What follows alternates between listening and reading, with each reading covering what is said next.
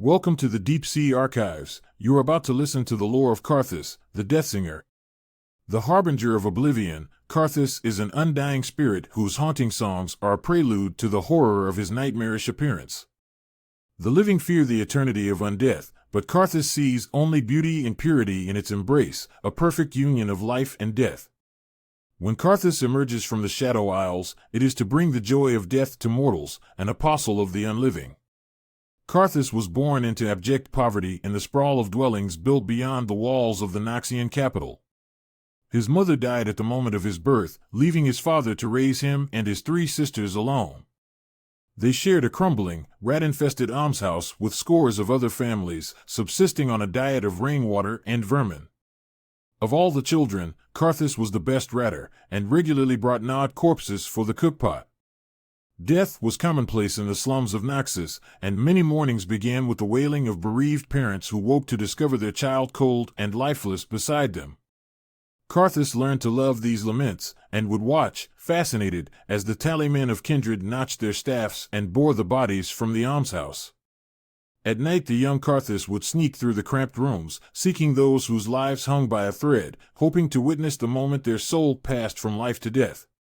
For years, his nightly travels were fruitless, as it was impossible to predict exactly when a person would die.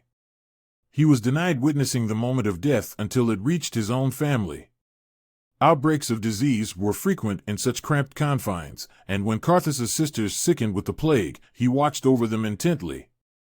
While his father drowned his grief, Karthus was the ever-dutiful brother, caring for his sisters as the disease consumed them. He watched each of them as they died, and a sublime connection seemed to reach into him as the light faded from their eyes, a yearning to see what lay beyond death and unlock the secrets of eternity.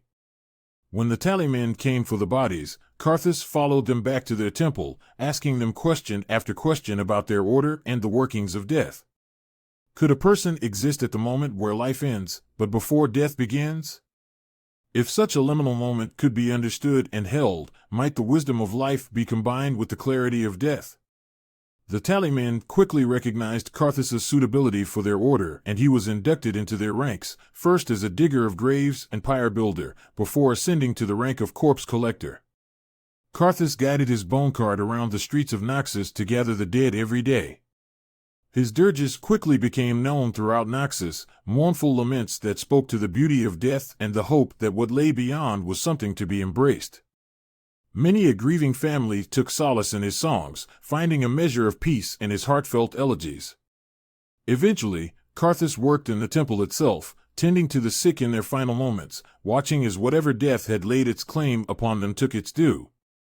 Karthus would speak to each person laid before him, ushering their souls into death, in search of further wisdom in their fading eyes. Eventually, Karthus reached the conclusion that he could learn no more from mortals, that only the dead themselves could answer his questions. None of the dying souls could tell of what lay beyond, but whispered rumors and tales told to frightened children echoed of a place where death was not the end, the Shadow Isles. Karthus emptied the temple's coffers and bought passage to Bilgewater, a city plagued by a strange black mist said to draw souls to a cursed island far out at sea. No captain was willing to take Karthus to the Shadow Isles, but eventually he came upon a rum-sodden fisherman with a mountain of debts and nothing to lose. The boat plied the ocean for many days and nights, until a storm drove them onto the rocks of an island that appeared on no charts. A black mist rolled out from a haunted landscape of gnarled trees and tumbled ruins. The fisherman freed his boat and turned its prow in terror for Bilgewater, but Karthus leapt into the sea and waded ashore. Steadying himself with his notched tally-staff, he proudly sang the lament he had prepared for the moment of his own death, and his words were carried on a cold wind to the heart of the island. The black mist flowed through Karthus, ravaging his flesh and spirit with ancient sorcery, but such was the force of his desire to transcend mortality that it did not destroy him. Instead, it remade him, and Karthus was born anew in the waters of the island as a fleshless revenant. Revelation filled Karthus as he became what he always believed he should have been, a being poised at the threshold of death and life. The beauty of this eternal moment filled him with wonder as the wretched spirits of the island rose to behold his transformation, drawn to his passion like predators scenting blood in the ocean. Finally, Karthus was where he belonged, surrounded by those who truly understood the boon undeath truly was. Filled with righteous zeal, he knew he had to return to Valoran and share his gift with the living, to free them from petty mortal concerns. Karthus turned, and the black mist bore him over the waves to the fisherman's boat. The man fell to his knees before Karthus, begging for his life, and Karthus granted him the blessing of death, ending his mortal suffering and raising him up as an immortal spirit as he sang his lament for passing souls.